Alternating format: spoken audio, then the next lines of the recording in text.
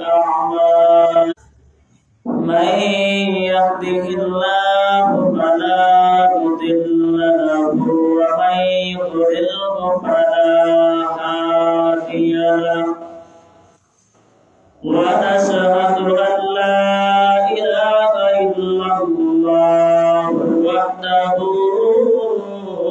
لا شريك له ونشهد أن سيدنا وسندنا وحبيبنا وحبيب قلوبنا وطبيبنا وطبيب ربنا ومولانا محمدا عبده ورسوله الذي أرسل إلى الناس كافة بشيرا ونذيرا وداعيا إلى الله بإذنه وسراجا منيرا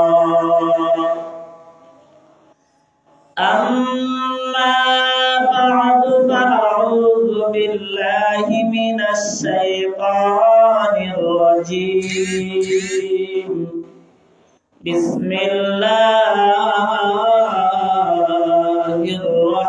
الرحمن الرحيم كل نفس بما كسبت رهينة إلا أصحاب اليمين في جنات يتساءلون عن المجرمين ما سلككم في سقر قالوا لم نك من المصلين ولم نك نطعم المسكين وكنا نخوض من الخائضين وكنا نكذب بيوم الدين حتى أتانا اليقين وقال النبي صلى الله عليه وسلم الدنيا سجن المؤمن وجنة للكافر صدق الله مولانا العظيم وصدق رسوله النبي الكريم ونحن على ذلك لمن الشاهدين والشاكرين والذاكرين والحمد لله رب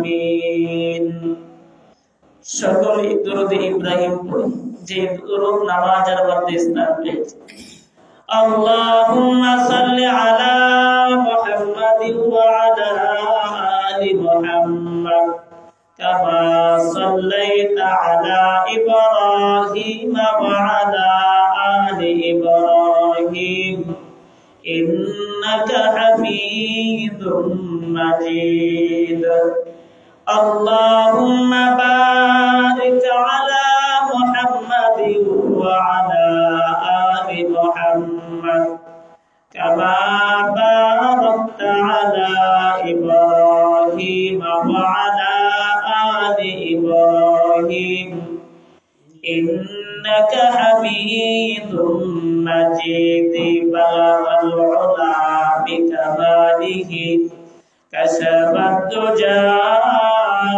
بجماله حسنة جميع خصاله صلوا عليه وآله إلهي دکھا دے ہمیں दियारे Medina इलाही बना दे हमें गुलारे Medina बलगल بكماله كشف الدجى بجماله حسنت جميع خصاله صلوا عليه وعليه لا إله إلا الله لا إله إلا الله لا إله إلا الله لا إله إلا الله لا إله لا إله إلا الله لا إله سبحان الله والحمد لله لا إله إلا الله لا إله إلا الله لا إله إلا الله لا إله إلا الله لا إله إلا الله لا إله الله الله الله الله الله الله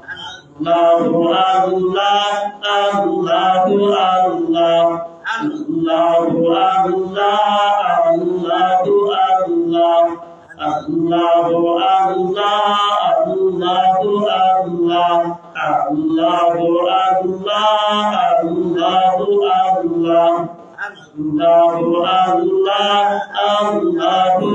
الله لا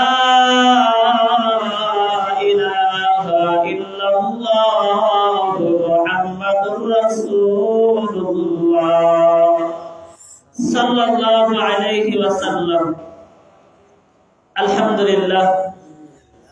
সম্মানিত মুসল্লিয়ান কিরাম, মহান আল্লাহ তাআলার দরবারে লাখ কোটি কালিমাতুশ শুকর এবং সুজুদ যে আল্লাহ সুবহানাহু ওয়া তাআলা আল্লাহ তাআলার ঘর, পবিত্র ঘর মসজিদের মধ্যে সর্বপ্রথম আমরা কয়েকজন গুনাহগার বান্দাকে আসার বসার এবং কিছু কথা শোনার এবং জুমা নামাজ আদায় করব এই আশাকে উপভোগমান হয়ে বসার সুযোগ এবং তৌফিক দান করেছে।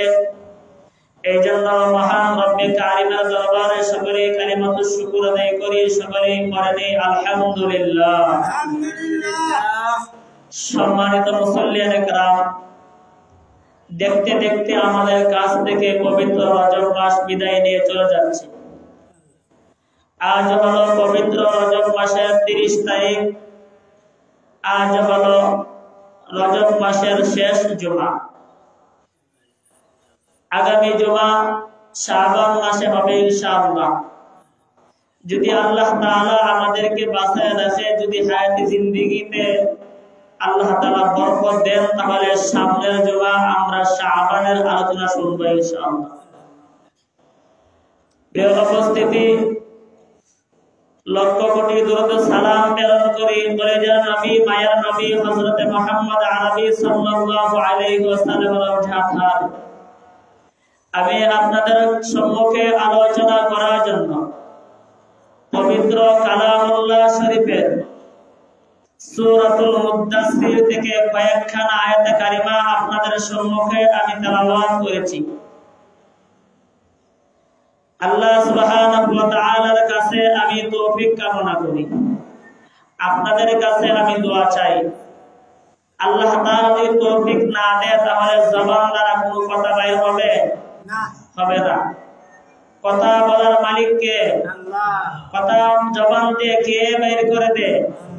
আল্লাহ তাআলা বের করে দেয়। আমি কি হলো অসুস্থ মানুষ, আমি প্রায় 8 মাস যাবত একটি বড় ধরনের একটি অসুস্থতা আমার ছিল। প্রতি মাসে মাসে আমি ওষুধ খেয়ে যাচ্ছি। এখনো আল্লাহ তাআলার নিয়ামত অসুস্থতা এখন আলহামদুলিল্লাহ কিছু অসুস্থতা বাড়তির দিকে আছে। আমি আবার শনিবারে আল্লাহ তাআলা যদি আমাকে তৌফিক দান করে আমি সিলেট যাব চিকিৎসার জন্য, আপনারা প্রত্যেকেই দোয়া করবেন। এটা সামনের জুমাতে আপনাদের সামনে সুস্থ অবস্থায় আল্লাহ তাআলা আমাকে হাজির হওয়ার তৌফিক দিয়ে দেন। প্রিয় উপস্থিতি, সম্মানিত মুসল্লিয়ানে কেরাম, আল্লাহ তাআলা যদি আমাকে কথা বলার সুযোগ এবং তৌফিক দান করে, আপনাদেরকে যদি আল্লাহ তাআলা শোনার তৌফিক দান করে, তাহলে আমরা সূরাতুল মুদ্দাসসির থেকে আমি যে আয়াতে কারিমাগুলো তেলাওয়াত করেছি এই আয়াতের আলোকে কিছু কথা বলবো ইনশাআল্লাহ। প্রিয় উপস্থিতি, আল্লাহ তাআলা আমার তেলাওয়াতকৃত আয়াতের প্রথম দিক দিয়ে আল্লাহ তাআলা বলেন, কুল্লু নাফসিন বিমা কাসাবাত রহিনা। আল্লাহ তাআলা বলেন, প্রত্যেক নফস, প্রত্যেক মানুষ, প্রত্যেক প্রাণী নিজের জিন্দেগীর কৃত কর্মের হিসাব আল্লাহ তাআলার সামনে দাঁড়াইতে হবে। দুনিয়ার জমিনে আপনি আমি কি করতেছি না করতেছি, আল্লাহ তাআলা আমাদেরকে কেনই বা দুনিয়ার জমিনে পাঠাইছে? আল্লাহ তাআলা কি আমাদেরকে উদ্দেশ্য ছাড়া পাঠাইছে না উদ্দেশ্য দিয়ে পাঠাইছে? উদ্দেশ্য দিয়ে পাঠাইছে। আল্লাহ তাআলা বলেন, ওয়া মা খালাকাতুল জিন্না ওয়াল ইনসা ইল্লা লিয়াবুদুন।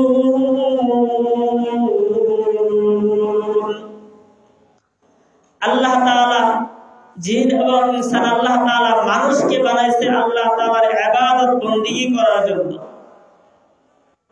কার ইবাদত বندگی করার জন্য বানাইছে? আল্লাহ তাআলার ইবাদত বندگی করার জন্য বানাইছে। আল্লাহ তাআলা অযথাই বানান নাই। আরেক আয়াতের মধ্যে আল্লাহ তাআলা বলেন, আফা হাসিবতুম আন্নামা খালাকনাকুম আবাসা ওয়া আন্নাকুম ইলাইনা লা তুরজাউন। হে মানুষ, তোমরা ভাবতে পারো আমি আল্লাহ তাআলা অযথাই বানাইছি, কিন্তু না, আমি আল্লাহ তাআলা অযথাই বানাই নাই। আমি আল্লাহ একটা কারণ দিয়ে বানাইছি। কি কারণে বানাইছি আল্লাহ তাআলা? ওই আরেক আয়াতের মধ্যে বলে আল্লাহ তাআলা বলেন, আল্লাযী খালাকাল মাউতা ওয়াল হায়াতা লিয়াবলুয়াকুম আইয়ুকুম আহসানু আমালা। আল্লাহ তাআলা হায়াত এবং মউত দিয়ে আল্লাহ তাআলা দুনিয়ার জমিনে পাঠাইছে আমল করার জন্য, পরীক্ষা দেওয়ার জন্য আল্লাহ তাআলা পাঠাইছে। এই দুনিয়ার জমিনে আল্লাহ তাআলা পাঠাইছে আমলের মাধ্যমে পরীক্ষা দেওয়ার জন্য, কে ভালো আমল করবে, কে খারাপ আমল করবে। আল্লাহ তাআলা ইচ্ছা শক্তি দিয়ে দিয়েছে, স্বাধীনতা দিয়ে দিয়েছে। আল্লাহ তাআলা বলেন, ফারিকুম ফিল জান্নাতি ওয়া ফারিকুম ফিস সাঈর। হে মানুষ, ইচ্ছা করলে তোমরা জান্নাতের রাস্তায় চলতে পারো, ইচ্ছা করলে তোমরা জাহান্নামের রাস্তায় চলতে পারো। স্বাধীনতা আল্লাহ তাআলা দিয়ে দিয়েছে। আল্লাহর সামনে তো আমাদের একদিন উপস্থিত হতে হবে, ঠিক না? আল্লাহর সামনে দাঁড়াইয়া আমাদের জিন্দেগীর কৃত কর্মের হিসাব দিতে হবে। এই দুনিয়াতে আল্লাহ তাআলা যে বানাইছে, এই দুনিয়াটা চিরদিন থাকার জায়গা না। এই দুনিয়া থেকে আমাদের বিদায় নিয়ে চলে যাইতে হবে, কি হবে না? এই দুনিয়া হলো আখিরাতের শেষ শুরু। এই দুনিয়াতে আপনি যা ফলাইবেন, আখিরাতে আপনি তা পাইবেন। এবং এই দুনিয়াটা আপনার ঈমানদারের জন্য কষ্টদায়ক হতে পারে। নবীজি বলেন, আদ-দুনিয়া সিজনুল মুমিন ওয়া জান্নাতুল লিল কাফির। এই দুনিয়া হলো মুমিনদের জন্য আপনার জেলখানা শুরু, এবং কাফেরদের জন্য হলো বালাখানা শুরু। এই দুনিয়াতে মুমিন যখন আল্লাহ তাআলার ইবাদত বندگی করবে, সামান্য কিছু কষ্ট হতেই পারে, ঠিক না? ঠিক। আল্লাহ তাআলা এই দুনিয়াটা ঈমানদারের জন্য পরীক্ষার একটা হল। এই পরীক্ষার হলের মধ্যে যদি একটা উদাহরণ দিলে সহজেই আপনারা বুঝতে পারবেন। যারা লেখাপড়া করে, ঠিক না, নিয়মিত ক্লাসের মধ্যে উপস্থিত হয়, এবং একজন ছাত্র নিয়মিত ক্লাসের মধ্যে উপস্থিত হয় না, 30 দিনের মাসের মধ্যে সে 25 দিন যা না আর 5 দিন যা, ঠিক না নেই? আর একজন ছাত্র প্রতিদিন যা, কিন্তু পরীক্ষার সময় যখন পরীক্ষার পাঁচটাকে দেওয়া হয়, প্রশ্ন দেওয়া হয়, আপনারা জবাব দিবেন যেই ছাত্রটা 30 দিনের ভিতর 30 দিনে যা সেই ছাত্র, আর যেই ছাত্র 25 দিন যা না 5 দিন যা, তার পরীক্ষা আর যেই ছাত্র নিয়মিত আসে তার পরীক্ষা সমান হইব? কেন সমান হইতো না? 25 দিন গেছে না, অনেক প্রশ্নের উত্তর শিখছে না, পারে না, ঠিক না নেই? তদ্রুপ আল্লাহ তাআলা দুনিয়ার জমিনে পাঠাইছে আল্লাহ তাআলা পরীক্ষা দেওয়ার জন্য। এই দুনিয়ার জমিনের দিকে ভালো কাজ করে, ভালো আমল করে, তার সম্মান এবং যে দুনিয়াতে আল্লাহ তাআলা পাঠাইছে লক্ষ্য উদ্দেশ্য দিয়ে নেক আমল করার জন্য, পরীক্ষা দেওয়ার জন্য, নেক আমল না করে তার সম্মান, আর যে ব্যক্তি নেক আমল করে তার সম্মান সমান হবে? সমান হবে না। এই জন্য আল্লাহ তাআলা আমাদেরকে দুনিয়ার জমিনে পরীক্ষার হলের মধ্যে পাঠাইছে। এখন ইচ্ছা শক্তি আল্লাহ তাআলা দিয়ে দিয়েছে কে পরীক্ষা হলের মধ্যে পাস করবো আর কে ফেল করবো। এর উপস্থিতি আল্লাহ তাআলা আমাদের দুই কাঁধের মধ্যে দুইটা ফেরেশতা দিয়ে দিয়েছে, কিরামা কাতিবিন। এই দুই ফেরেশতা লিপিবদ্ধ করতেছে কে কি কাজ করতেছে। ভালো কাজ করলে ডান কাঁধের ফেরেশতা লেখে, মন্দ কাজ করলে বাম কাঁধের ফেরেশতা লেখে। এখন আপনি আমি দুনিয়ার জমিনে আছি, যদি ভালো কাজ করি ভালো রিপোর্ট চাইতো না যাইব, যদি খারাপ রিপোর্ট করি খারাপ রিপোর্ট চাইতো না যাইব। কিন্তু আল্লাহর হাত থেকে কেউ রেহাই পাইবে? রেহাই পাবে না। আল্লাহ তাআলা দুনিয়ার জমিনে আল্লাহ তাআলা বানাইয়া পাঠাইছে আল্লাহ তাআলার ইবাদত বندگی করার জন্য। যদি আপনি আমি আল্লাহ তাআলার ইবাদত বندگی করি আল্লাহর কোনো লাভ হইব না। যদি আল্লাহ তাআলার ইবাদত বندگی আমরা করি আল্লাহর কোনো লাভ হইব না? আমরা নিজেরই লাভ, ঠিক না? আল্লাহ তাআলার ইবাদত বندگی যদি আপনি আমি না করি আল্লাহর কোনো লস হইব? আপনারা মানে লস। আল্লাহ তাআলা দুনিয়ার জমিনে ইবাদত বندگی করার জন্য দুনিয়ার জমিনে পাঠাইছে রে মুসলমান। যদি আল্লাহ তাআলার ইবাদত বندگی না করে কিন্তু আল্লাহর সামনে যাইয়া আমাদের জবাবদিহি করতে হবে, ঠিক না? একটাই আল্লাহ তাআলা বলেন কুল্লু নাফসিন বিমা কাসাবাত রহিনা। প্রত্যেক মানুষ নিজের জিন্দেগির কৃত কর্মের হিসাব আল্লাহ তাআলার সামনে দাঁড়াইতে হবে। আল্লাহ তাআলার সামনে দাঁড়াইয়া নিজের জিন্দেগির কৃত কর্মের হিসাব, নিজের জিন্দেগি কোন কাজে ব্যয় করেছে, নিজের জিন্দেগি কি কাজের মধ্যে ব্যয় করেছে, কেমনে খরচ করেছে, আল্লাহ তাআলার সামনে দাঁড়াইতে হবে। আমার হিসাব আমার দিতে হবে, আপনার হিসাব আপনাদের দিতে হবে। আপনার ছেলে মেয়ে বাচ্চা কেউ আমাদের হিসাব দিবে না, ঠিক না? নিজের জীবন নিজের জিন্দেগির হিসাব নিজে দিতে হবে। ইল্লা আসহাবাল ইয়ামিন আইহুমুল মুমিনুন, যারা আল্লাহ তাআলার সামনে যারা হিসাব দিতে পারবে আল্লাহ তাআলা তাদেরকে জান্নাত দিয়ে দিবে। কি দিয়ে দিবে? যারা হিসাব দিবে তারা হলো মুমিন। ইল্লা আসহাবাল ইয়ামিন ফি জান্নাতি ইয়াতাসাআলুন, যারা আল্লাহ তাআলার কাছে নিজের জিন্দেগির কিতাব কর্মের হিসাব দিয়ে দিবে সেই মুমিনদেরকে আল্লাহ তাআলা জান্নাত দিয়ে দিবে। কন্না সুবহানাল্লাহ। আর যারা কিতাব কর্মের হিসাব দিতে পারবে না তাদের ঠিকানা হলো জাহান্নাম। তাদের ঠিকানা কি? জাহান্নাম। ফি জান্নাতি ইয়াতাসাআলুনা আনিল মুজরিমিন, যারা জান্নাতি হবে যারা জাহান্নামী হবে। যারা জান্নাতি হবে তারা জান্নাতে চলে যাবে, আর যারা জাহান্নামী হবে তারা জাহান্নামে যাবে। হঠাৎ করে জান্নাতি মুমিন এবং জাহান্নামী মুমিনের কিছু কথোপকথন হবে, কিছু আলাপ আলোচনা হবে। আল্লাহ তাআলা পবিত্র কালামুল্লাহ শরীফের মধ্যে বলে ফি জান্নাতি ইয়াতাসাআলুন আনিল মুজরিমিন মা সালাকাকুম ফি সাকার। তো ঠিক আছে না? আল্লাহ তাআলা জান্নাতি মুমিন এবং জাহান্নামী মুমিনের জাহান্নামী মানুষের কত বড়দের আলোচনা আল্লাহ তাআলা পবিত্র কালামুল্লাহ শরীফের মধ্যে তুলে ধরেছে। যারা জান্নাতি হবে জাহান্নামীদেরকে লক্ষ্য করে বলবে, হে জাহান্নামী ভাইরা, দুনিয়ার জমিনে আমরা একসাথে চলাফেরা করেছি, ঠিক না? দুনিয়ার জমিনে আমরা একসাথে খেলাধুলা করেছি। যুবক ভাই, হে যুবক ভাই, তোমরা একসাথে চলাফেরা করো। তোমার বন্ধু নামাজ পড়ে, তুমি নামাজ পড়ো না। তোমার বন্ধু রোজা রাখে, তুমি রোজা রাখো না। তোমার বন্ধু নেক আমল করে, তুমি নেক আমল করো না। তোমার বন্ধু ভালো ভালো কাজ করে, তুমি ভালো ভালো কাজ করো না। হে বৃদ্ধ বাবাজি, তুমি নামাজ পড়ো, তোমার কাছের বন্ধু নামাজ পড়ে না। হে বৃদ্ধ বাবাজি, পর্দা আর আম্মা জানেরা, আপনারা নামাজ পড়েন, অনেকেই নামাজ পড়েন না।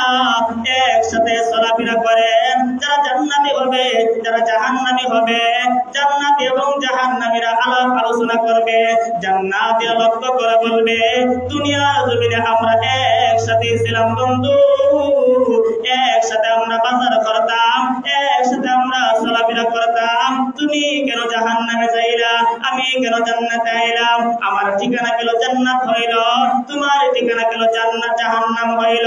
বান্ধবীরা বলবে, বান্ধবী রে, একসাথে আমরা চলাফেরা করেছি, দুনিয়ার জমিনে একসাথে আমরা ওঠা বসা করেছি, আজ তুমি কেন জাহান্নামী হইলা, আমি কেন জান্নাতে হইলাম?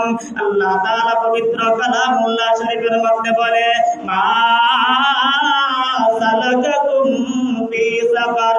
জাহান্নামীদেরকে যখন সাকার নামক জাহান্নামে নেওয়া হবে, জান্নাতীরা যখন লক্ষ্য করে এই প্রশ্ন করবে, জাহান্নামীরা উত্তর দিবে, বলবে, দুনিয়ার জমিনে থাকা অবস্থায় আমাদের কিছু বদ অভ্যাস আছে, সেই বদ অভ্যাস গুলো থাকার কারণে আজ আমরা জাহান্নামী হলাম।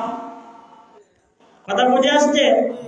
একসাথে চলাফেরা করছি বন্ধু, কিন্তু তোমরা জাহান্নামী আর আমরা জান্নাতি। কারণ হলো, তোমরা সময় দিস, যখন সময় হয়ে যাইত, যখন আল্লাহর দিকে ডাক চলে আসতো, তোমরা সাথে সাথে মসজিদে চলে যাইতা, আর আমরা মসজিদে যাইতাম না।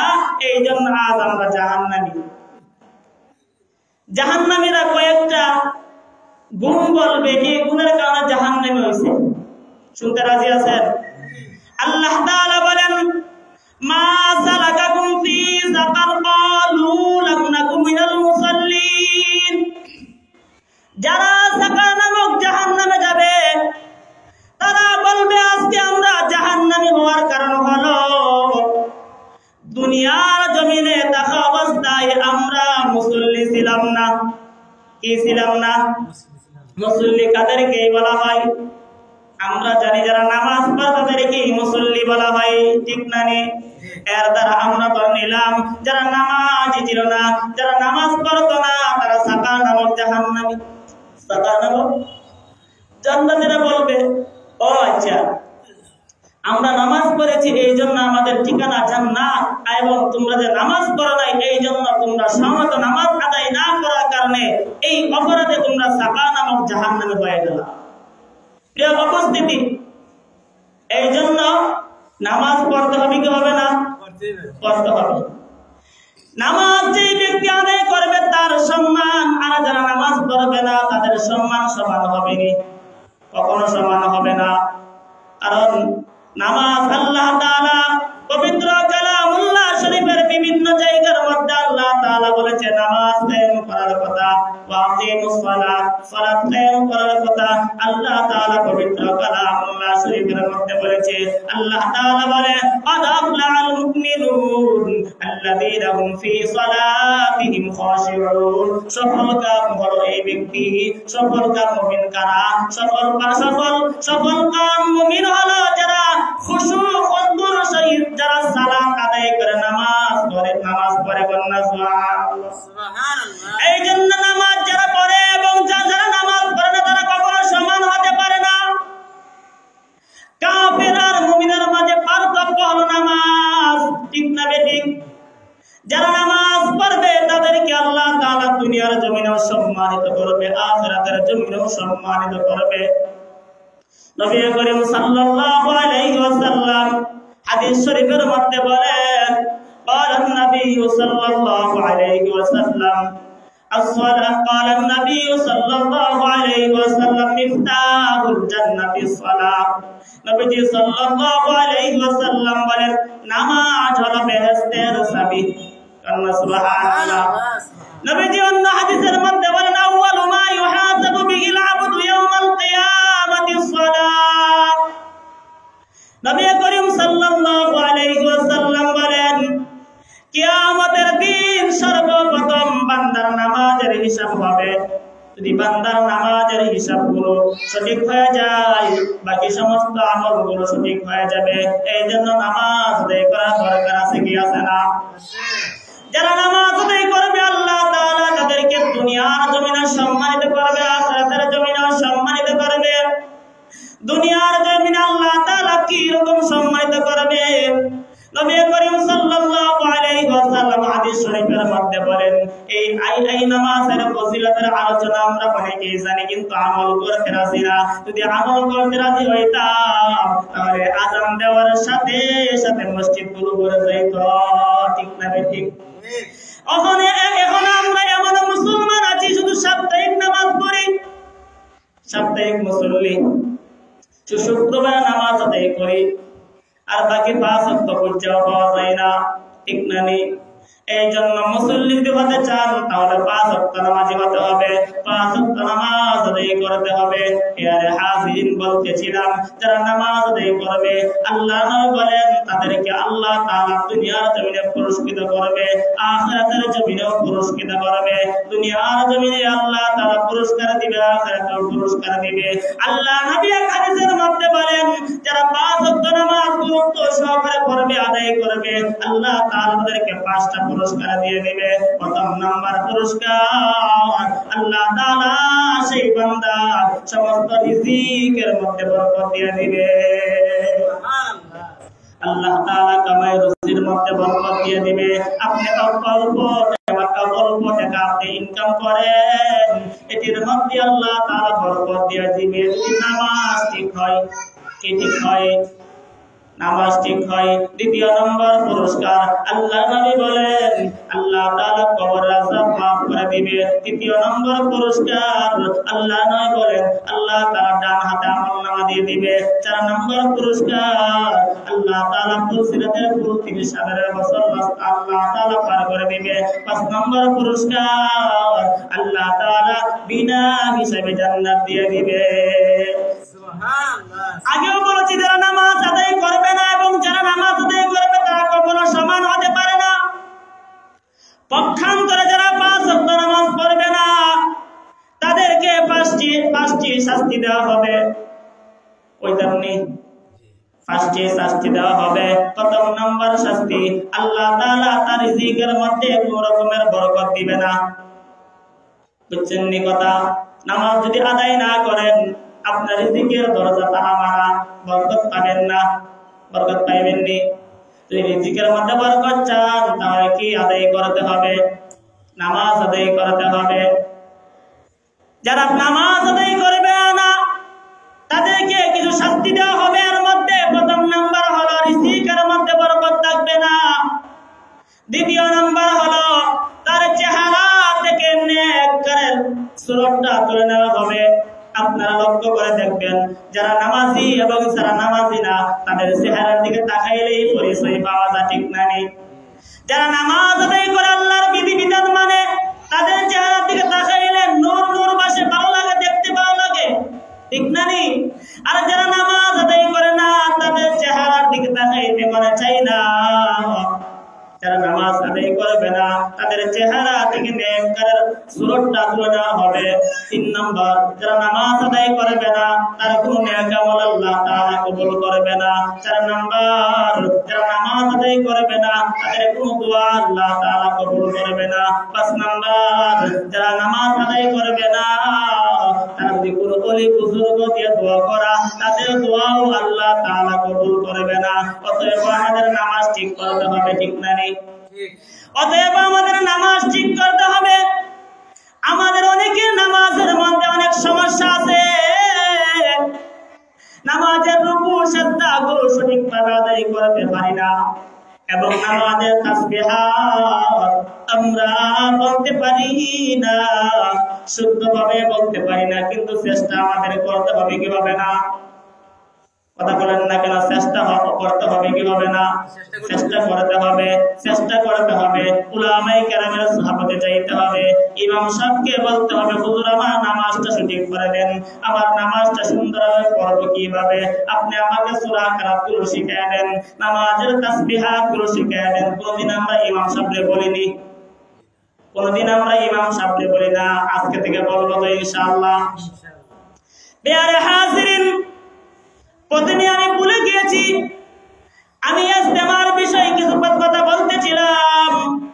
যদি আমাদের নামাজ সঠিক করতে হয় তাহলে উলামায়ে কেরামের কাছে যেতে হবে, উলামায়ে কেরামের কাছে যেতে হবে। বর্তমান বিশ্ব ইস্তেমা, উলামায়ে কেরামের ইস্তেমা চলতেছে। আজ ফজরের পর থেকে শুরু হয়েছে উলামায়ে কেরামের ইস্তেমা। কার ইস্তেমা? কথা বলেন, কার ইস্তেমা চলতেছে? উলামায়ে কেরামের ইস্তেমা। টঙ্গীর ময়দানে যে ইস্তেমা অনানি, ফোরাত নদীর তীরে বিশ্ব ইস্তেমা, অনেকে তো আমরা জানিও না বিশ্ব ইস্তেমা শুরু হয়ে গেছে। আজ তো ফজরের পর থেকে বিশ্ব ইস্তেমা শুরু হয়ে গেছে। টঙ্গীর ময়দানের ইস্তেমা, বিশ্ব ইস্তেমা, উলামায়ে কেরামের ইস্তেমা। এটা খুনিদের ইস্তেমা না, সাত গ্রুপের ইস্তেমা না, এটা হলো উলামায়ে কেরামের ইস্তেমা। আলহামদুলিল্লাহ, আমরা প্রত্যেকেই দোয়া করতাম ইস্তেমা আল্লাহ তাআলা বড় সুবিধা দান করুন, সকলে বলেন আমিন। যারা গিয়েছে আল্লাহ তাআলা তাদেরকে সহিহ সালামতে আবার ইস্তেমার মাঠ থেকে ফিরে আনুক, সকলে বলেন আমিন। এবং আমরা যারা যাইতে পারি নাই, ইস্তেমা কামিয়াবির জন্য দোয়া করতাম। আজ থেকে ইস্তেমা শুরু হয়ে গেছে, আজ হবে, আগামী কালকেও হবে, এর পরের দিন এই আপনার আখিরি মুনাজাত হবে। আমরা যদি এখনো যাওয়ার নিয়ত থাকে, আমরা আখিরি মুনাজাতে আমরা শরীক হইতাম, ঠিক না? এই জন্য প্রিয় হাজিরিন, যদি নামাজ ঠিক করতে হয় তাহলে উলামায়ে কেরামের সাহাবতে চাইতে হবে, উলামায়ে কেরামের কাছ থেকে নামাজের মাসলা শিক্ষা করতে হবে, ঠিক না? উলামায়ে কেরাম নিজের ঘরের মধ্যে তৈরি করতে হবে, সন্তানগুলোকে নামাজ শিক্ষা দিতে হবে, সন্তানগুলোকে আলেম বানাইতে হবে। যদি আলেম না বানাইতে পারি, জরুরত পরিমাণ ইলমে দ্বীন শিক্ষা দিতে হবে। যে জরুরত পরিমাণ ইলমে দ্বীন শিক্ষা করে দিলে আপনার সন্তান বেনামাজি হবে না, আপনার সন্তান বেনামাজি হবে না, সুদখোর হবে না, গাঁজাখোর হবে না, ইয়াবাখোর হবে না। আপনার সন্তানটিকে জরুরত পরিমাণ ইলমে দ্বীন শিক্ষা দিয়ে দেন, দুনিয়াতেও সম্মান পাইবেন, মানুষ আপনাকে মহব্বত করবে। আপনার সন্তান যদি নেক আমল করতে পারে, আল্লাহ তাআলার বিধিবিধান মানতে পারে, আখিরাতেও এই উসিলা সম্মান পাইবেন। যদি আপনার সন্তানকে আপনি নামাজ শিক্ষা না দেন, আল্লাহ নবী বিশ্বনবী রাহমাতুল লিল আলামিনকে আল্লাহ তাআলা বলে ওয়া'মুর আহলাকা বিস-সালাত, ও নবী আপনি নামাজ আদায় করেন এবং আপনার আহলদেরকে নামাজের দাওয়াত দেন। যদি আপনি আপনার সন্তানকে নামাজ শিক্ষা না দেন, জরুরত পরিমাণ ইলমে দ্বীন শিক্ষা না দেন, কাল কিয়ামতের কঠিন ময়দানে আপনার সন্তান যখন ধরা খেয়ে যাবে, আপনার সন্তান কিন্তু আপনার জন্য মামলা দায়ের করব। কি দায়ের করব? মামলা দায়ের করব, বলবো আল্লাহ আমরা বেনামাজি হইতাম না যদি আমাদের মা বাবা শিক্ষা দিত, মা বাবা শিক্ষা দেয় না, এই জন্য বেনামাজি হয়েছি, এই জন্য সুদখোর হয়েছি, এই জন্য ঘুষখোর হয়েছি, ইয়াবাখোর হয়েছি, বাবাখোর হয়েছি। এই জন্য প্রিয় হাজিরিন, আমাদের সন্তানকে আমাদের শিক্ষা দিতে হবে জরুরত পরিমাণ ইলমে দ্বীন। আপনার সন্তানকে আপনি ডাক্তার বানান, আপনার সন্তানকে আপনি ইঞ্জিনিয়ার বানান, আপনার সন্তানকে আপনি উচ্চ লেভেলের আপনি চাকরি দেন, কোনো বাধা নাই, আল্লাহর কোনো বাধা করে না, নবীজির হাদিসের মধ্যে বাধা নাই। কিন্তু আপনারা সন্তানের যে ফাউন্ডেশন আছে, সন্তানের যে প্রাথমিক শিক্ষাটা আছে, শিক্ষা, জরুরত পরিমাণ ইলমে দ্বীনের শিক্ষা দিয়ে দেন, তাহলে আপনি এই উসিলায় নাজাত পেতে পারেন। এই জন্য প্রিয় হাজিরিন, নিজে নামাজ পড়তে হবে এবং সন্তানাদিকে আহালকে নামাজের দাওয়াত দিতে হবে এবং নামাজ পড়তে গেলে যেই যে জরুরত আছে সেই জরুরত পরিমাণে ইলমে দ্বীন শিক্ষা দিতে হবে। আল্লাহ তাআলা আমাদেরকে সঠিকভাবে সন্তান আদিকে দ্বীনের পথে আনা এবং জরুরত পরিমাণে ইলমে দ্বীন শিক্ষা দেওয়ার তৌফিক দান করুক। সকলে বলেন আমিন। বলতেছিলাম যারা নামাজ আদায় করবে না তাদের শাস্তির কথা, শুধু তাই নয়, যারা বেনামাজি হবে মৃত্যুর সময় তাকে 3টা আযাব দেওয়া হবে। বলতাম নি মৃত্যুর সময় তাকে 3টা আযাব দেওয়া হবে। যখন আজরাইল আলাইহিস সালাতু ওয়াস সালাম জান নেওয়ার জন্য আসবে 5টা গজবের 500 গজবের ফেরেশতা দিয়ে উপস্থিত হবে। তার জানটা যখন বের করবে নবী করিম সাল্লাল্লাহু আলাইহি ওয়াসাল্লাম হাদিস শরীফের মধ্যে বলে একটা জীবিত ছাগলকে চামড়া তুললে যে পরিমাণ কষ্ট হয় এর চেয়ে 1000 পরিমাণ গুণ কষ্ট হবে একজন বেনামাজির জান যখন আজরাইল আলাইহিস সালাম বের করবে। শুধু তাই নয়, তার মৃত্যুটা হবে অপমানের মৃত্যু। শুধু তাই নয়, তার মৃত্যুটা হবে ক্ষুধার্ত অবস্থায়। প্রথম নম্বর শাস্তি, তার জানটা যখন বের করে দিবে এই অবস্থায় তার মৃত্যুটা হবে অপমানের মৃত্যু। দ্বিতীয় নম্বর শাস্তি, তার জানটা যখন বের করবে সেই সময় তার ভীষণ ক্ষুধা অবস্থায় তার জানটা বের করে দিবে। তৃতীয় নম্বর শাস্তি, তার জানটা যে সময় বের করবে সেই সময় তার পিপাসা লাগবে, পিপাসা অবস্থায় তার জানটা বের হয়ে যাবে। সমুদ্রের পানি যদি দেওয়া হয় তাহলে তার পিপাসা মিটবে না। এই জন্য প্রিয় হাজিরিন, হাতে ধরি পায়ে ধরি মুসলমান নামাজ ঠিক করেন, নামাজ আদায় করেন, আল্লাহর বিধিবিধান মানেন। যদি আল্লাহর বিধিবিধান মানতে পারেন তাহলে মৃত্যু জানটা আসানের সহিত বের হয়ে যাবে, আপনার কোনো কষ্ট হবে না। আর যদি আপনি নামাজ আদায় না করেন তাহলে আপনার জানটা যে বের হবে অপমানে বের হবে, আপনার জানটা যে বের হবে ক্ষুধার্ত অবস্থায় বের হবে, আপনার জানটা যে বের হবে পিপাসার অবস্থায় বের হবে। মৃত্যুর সময় যদি কালিমা নসিব না হয়, দুনিয়ার জমিনে আপনি যতই অহংকারী করেন না কেন, আপনি যত বাহাদুরি করেন না কেন, সেই বাহাদুরির কোনো দাম নাই। প্রিয় হাজিরিন, সম্মানিত মুসল্লিয়ান একরাম, শুধু তাই নয়, একজন বেনামাজি যখন কবরের মধ্যে যাবে, কবরের মধ্যে যাওয়ার সাথে সাথে তার কবরটা সংকীর্ণ হয়ে যাবে, তার কবরটা ছোট হয়ে যাবে। নবী করিম সাল্লাল্লাহু আলাইহি ওয়াসাল্লাম বলেন তার কবরের মধ্যে আযাব শুরু হয়ে যাবে। কবরের চারদিকের মাটি চাপ দিতে শুরু করবে। এক পাথরের আটটি অন্য পাথরে লেগে যাবে। শুধু তাই নয়, নবী করিম সাল্লাল্লাহু আলাইহি ওয়াসাল্লাম বলেন তার কবরের মধ্যে জাহান্নামের আগুন ধরায় দিবে। একদিক দিয়ে হলো মাটির চাপ, এক পাথরের হাড্ডি অন্য পাথরে লেগে যাবে, আর হলো জাহান্নামের আগুন দাউ দাউ করে জ্বলবে। শুধু তাই নয়, নবী করিম সাল্লাল্লাহু আলাইহি ওয়াসাল্লাম বলেন তার কবরের মধ্যে একটা সাপ দেওয়া হবে। সেই সাপটার নাম হলো আশজাউল আকরা। নাম কি? আশজাউল আকরা নামক একটা সাপ দেওয়া হবে। বেনামাজির কবরের মধ্যে সেই সাপটা সুপ দেওয়া হবে। বেনামাজির কবরের মধ্যে সাপটা যখন সুপ দিবে, বিষাক্ত সাপ 70 গজ দিয়ে চলে যাবে, আবার তোলা হবে। অন্য হাদিসে নবী করিম সাল্লাল্লাহু আলাইহি ওয়াসাল্লাম বলেন একজন পাপীর, একজন বেনামাজির কবরের মধ্যে আল্লাহ তাআলা একজন অন্ধ ফেরেশতা নিযুক্ত করে দিবে। সেই অন্ধ ফেরেশতা আঘাত করতে থাকবে আর বলবে আল্লাহর পাপিষ্ঠ, তুমি দুনিয়ার জমিনে নামাজ নষ্ট করেছো, ফজর থেকে যোহর, যোহর থেকে আসর, আসর থেকে মাগরিব, এশা থেকে আবার ফজর, এইভাবে আযাব চলবে। এই জন্য প্রিয় হাজিরিন, নামাজ আদায় করেন। আল্লাহ তাআলা এই কথাই পবিত্র কালামুল্লাহ শরীফের মধ্যে সূরাতুল মুত্তাসিরের মধ্যে বলেন যারা সাকা নামক জাহান্নামে হবে তারা বলবে আজকে আমরা সাকা নামক জাহান্নামে যাওয়ার কারণ দুনিয়ার জমিনে থাকা অবস্থায় আমরা মুসল্লি ছিলাম না, সময় মতো নামাজ আদায় করতাম না, এই জন্য আমরা সাকা নামক জাহান্নামে দ্বিতীয় নম্বর তারা বলবে ওয়ালাম নাকুন তুইমুল মিসকিন, তারা বলবে দুনিয়ার জমিনে থাকা অবস্থায় আমরা মিসকিনদেরকে খানা খাওয়াইতাম না, তাদেরকে আমরা খানার প্রতি উৎসাহিত করতাম না। আমাদের সমাজের মধ্যে আছে কি আছে না এতিম মিসকিন? আমাদের সমাজে আছে না নেই? অসহায় আছে না নেই? যদি আমাদের কাছে হাত পাতে আমরা বলি না এখন নাই, দেওয়া যাবে না, ঠিক না নি? ফিরিয়ে দেই, ঠিক না নি? এই জন্য প্রিয় হাজির, জাহান্নামে যাওয়ার আরেকটা কারণ হলো দুনিয়ার জমিনে থাকা অবস্থায় এতিম অসহায় মানুষের প্রতি খানার প্রতি তাদেরকে উৎসাহিত করতাম না, তাদেরকে খানার ব্যবস্থা করতাম না, এবং খানার ব্যবস্থা থাকলেও তাদেরকে খাওয়াইতাম না। এই কারণে সাকার নামক জাহান্নামীরা, সাকার নামক জাহান্নামী যারা এরা এই কারণে জাহান্নামে যাবে। এই জন্য আমরা এতিম অসহায় মানুষের পাশে দাঁড়াবো তো ইনশাআল্লাহ। যদি আমরা এতিম অসহায় মানুষের পাশে দাঁড়াই এবং সব টাইম হয়ে গেছে,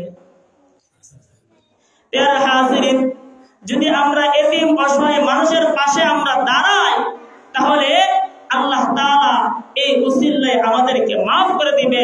আর যদি আমরা এতিম অসহায় মানুষের ধন সম্পদের উপর আমরা জুলুম করি, আয-যুলমু যুলমাতু ইয়াউমাল কিয়ামা, নবী করিম সাল্লাল্লাহু আলাইহি ওয়াসাল্লাম বলেন জুলুমকারী কিয়ামতের দিন বিশাল অন্ধকার হইয়া আল্লাহর সামনে দাঁড়াইবে। শুধু তাই নয়, নবী করিম সাল্লাল্লাহু আলাইহি ওয়াসাল্লাম বলে হে উম্মতের দল, তোমরা জুলুম ছেড়ে দাও। প্রিয় হাজিরিন, এখন আমাদের জুলুম ছাড়তে হবে, এতিম অসহায় মানুষের মাল আমরা উন্নত করে ছাড়তে হবে। প্রিয় হাজিরিন, যদি আমরা এতিম অসহায়ের খেদমত করতে পারি কি পরিমাণ ফজিলত। প্রিয় হাজিরিন, কথাই কথা মনে পড়ে যা, এদিকে আলোচনা করতে অনেক লম্বা সময়ের প্রয়োজন। নবী করিম সাল্লাল্লাহু আলাইহি ওয়াসাল্লাম বলেন কেউ যদি একজন এতিমের মাথার মধ্যে হাত বুলিয়ে দেয়, তার হাতের মধ্যে যেই পরিমাণ চুল পড়বে সেই পরিমাণ গুনাহ আল্লাহ পাক রব্বুল আলামিন মাফ করে দিবে।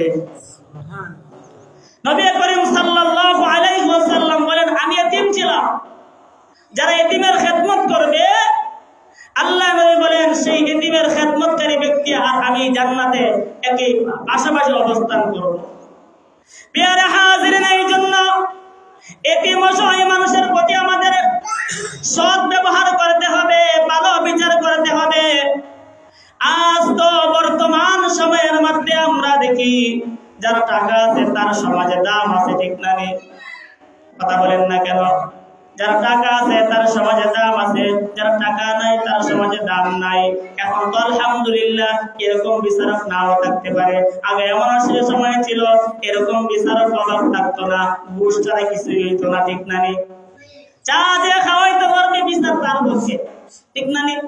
চা যদি না খাওয়াইতে পারে বিচার রে ভাই তোমার কপালে জুটবে না, ঠিক না? এই জন্য আল্লাহ তাআলা এইরকম সুদখোর, এইরকম ঘুষখোর থেকে আমাদেরকে হেফাজত রাখো, সকলে বলেন আমিন। এবং আমরা সুদখোর দিয়ে কোনো বিচার করাই না, আল্লাহ তাআলার কাছে বিচার দিয়ে দিব পারে, কিন্তু সুদখোর দিয়ে আমরা বিচার করাইব না। প্রিয় হাজিরিন, আমরা অসহায় মানুষের প্রতি দাঁড়াইতে হবে। জাহান্নামীরা একটা কারণ হলো তারা বলবে আমরা দুনিয়ার জমিনে থাকা অবস্থায় এতিম অসহায় মিসকিনদেরকে খানার প্রতি উৎসাহিত করতাম না। দ্বিতীয় নম্বর তারা বলবে আমরা মানুষের সমালোচনা করতাম। কি করতাম? সমালোচনা, গীবত গাইতাম। আরে ভাই গীবতে কি পরিমাণ মজা, আল গীবাতু আশাদ্দু মিনাল জিনা। নবীজি বলেন গীবত হলো জিনার চেয়ে খারাপ, এবং গীবতখোর মানুষের গুস্তু খাওয়ার চেয়ে এর চেয়ে আরো নিকৃষ্ট। প্রিয় হাজিরিন, এখন তো আমরা গীবত ছাড়া ভালো লাগে না। এখন যদি আমরা সার হোটেলের মধ্যে বই, আমরা মনে করি এই সার হোটেলরা, আমি কই এই সার হোটেলরা শুরু করে একটা সংসদ পূরণ হয়ে গেছে। কারণ এখানে যদি একটা রাজনীতির গপ তুলে দেওয়া হয় অথবা অন্য মানুষের বিরোধী একটা গপ তুলে দেওয়া হয়, এটারে এমন ভাবে তুলে তোদের উপর কেনা বাই করে, ঠিক না? করতে করতে একবারে অন্য মানুষের গীবত গায় না। এই জন্য আল্লাহ তাআলা আমাদেরকে হেফাজত করার তৌফিক দান করে, সকলে বলেন আমিন।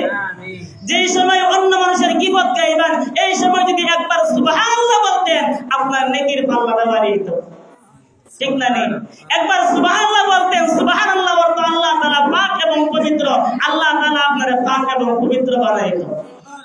এই জন্য প্রিয় হাজিরিন, সাকার নামক জাহান্নামে যারা যারা যাবে তারা বলবে মা সালাকাকুম ফি সাকার, ক্বালু লাম নাকু মিনাল মুসাল্লিন।